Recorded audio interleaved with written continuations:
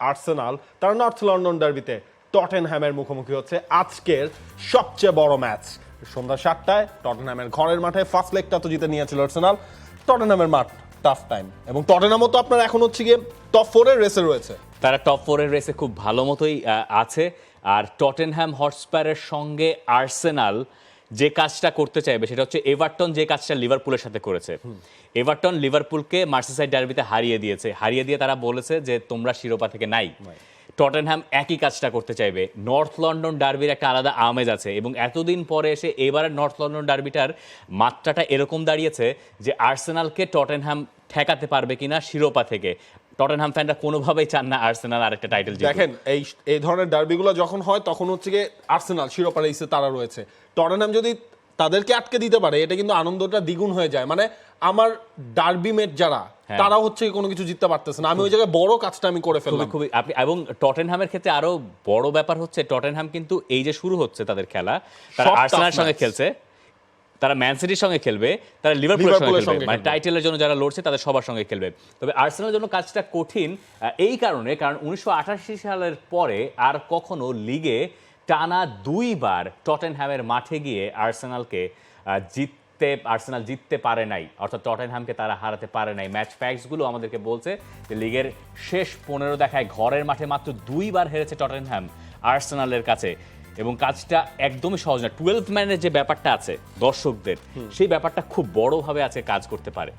এবং তবে একটা জিনিস খেয়াল রাখবেন যে আর্সেনাল তো আসলে ফর্মে বেশ ভালোভাবেই রয়েছে। আমরা লাস্ট ম্যাচটাও যদি দেখি আর্সেনাল হচ্ছে গিয়ে বড় ব্যবধানে চেলসিকে হারিয়েছে। টটেনহ্যামের মাঠে পোস্টেগুলো গতকালকের ম্যাচেও যেটা বলছে যে এই ম্যাচের মাহাত্ম্যটা আসলে অন্যরকম। মানে তারা জানে যে এই ম্যাচটা তারা কিছু একটা করতে পারলে আর্সেনালের স্বপ্ন শেষ করে দিতে পারবে তারা। এটাই কিন্তু হচ্ছে গিয়ে টটেনহ্যামের ইন্সপিরেশন, এবং যেটা আমরা শুরুতে বলছিলাম টটেনহ্যামের জন্য তো ইম্পর্টেন্ট। মানে শুধু আপনার যে পয়েন্ট টেবিলে তারা যদি আপনার ধরেন 5 বা 6 মধ্যে না থাকতো, তাদের টপ 4 থাকার ইকুয়েশন থাকতো না। তাদের জন্য তো এটা ইম্পর্টেন্ট যে তারা চ্যাম্পিয়ন্স লিগটা খেলতে পারবে কিনা। এই ক্ষেত্রে সবচেয়ে বড় তাদের ধাক্কাটা যেটা হয়েছে লেফট ব্যাক উদোগি, তিনি আজকে ম্যাচটা খেলতে পারছেন না। তিনি যেভাবে আসলে সাপোর্টটা দিচ্ছিলেন এটা একটা বড় বেশ কিছু পয়েন্ট আছে এখানে। যেমন টটেনহ্যাম হটস্পার তাদের সবশেষ ম্যাচ খেলেছে 14 দিন আগে, এবং সেই ম্যাচে তারা উড়ে গিয়েছিল নিউক্যাসলের কাছে। এরপর তারা 14 দিনের এই বিরতিতে আর্সেনাল ম্যাচ খেলেছে আরো 4টা। মানে এখানে একটা বিস্তর ফারাক আছে এপাশ ওপাশ করলে। সেটা আসলে ভালো না মন্দ এই নিয়ে 2 রকম মতই আছে। অনেকে বলছেন যে বিশ্রাম পেয়েছে, অনেকে বলছেন যে না টেম্পো নষ্ট হয়ে যায়, ইন্টেন্সিটি থাকে না। দুটোই ঘটতে পারে, সেটা ম্যাচের সময় হয়তো বোঝা যাবে। আরও একটা ব্যাপার আছে যে আজ আর্সেনাল যখন খেলতে যাচ্ছে টটেনহ্যামের মাঠে, এই টটেনহ্যামকে আমরা এই সিজনের শুরুতে দেখেছি তারা বেশ ভালো ফুটবল খেলেছে। একটা সময় তাদের উন্নতির ধারাটা থিতু হয়ে গেছে, মানে সমান হয়ে গেছে, একটা জায়গায় আটকে গেছে। সোজা কথা, মানে ওপরের দিকে উঠছিল, একটা জায়গায় গিয়ে তারা আটকে গেছে। সেই গেরোতেই তারা এখনো আছে, ওই গেরো তাদের এখনো খোলে নাই।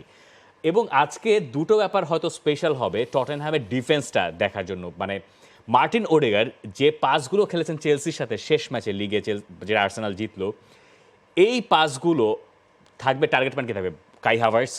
কাই হাভার্টস তো নাম্বার 9 নন। তো কাই হাভার্টস যদি নাম্বার 9 না হন, তাহলে সেন্টার ব্যাক ভ্যান ডিভেন এবং হচ্ছে কুতি রোমেরো, এই দুজন কাই হাভার্টসকে কিভাবে নেগোশিয়েট করেন, এইটার উপরে আমার কাছে মনে হয় যে অনেক কিছু আজকের ম্যাচে এই নর্থ লন্ডন ডার্বিতে অন্তপক্ষে আর্সেনাল টটেনহ্যামের এই ব্যাপারটা ডিফাইন হতে পারে। ঠিক ওই জায়গাতে সেন্টার ব্যাকরা কিভাবে ফলস নাইনের সঙ্গে অপারেট করতে পারেন।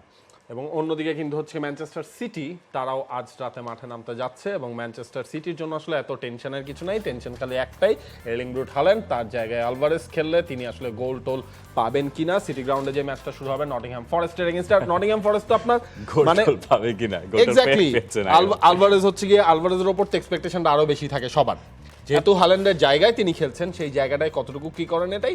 এবং আরেকটা জিনিস হচ্ছে কি আপনার নটিংহ্যামের তো রেলিগেশন জোন থেকে মাত্র 1 পয়েন্ট উপরে আছে, 1 পয়েন্ট উপরে আছে। আর ম্যান সিটির জন্য আজকের ব্যাপারটা এরকম হবে যে তারা যখন মাঠে নামছে ততক্ষণে তারা জেনে যাবে আর্সেনাল কোন জায়গায় কি। তাদের হাতে তো ম্যাচ আরো একটা বেশি রয়েছে।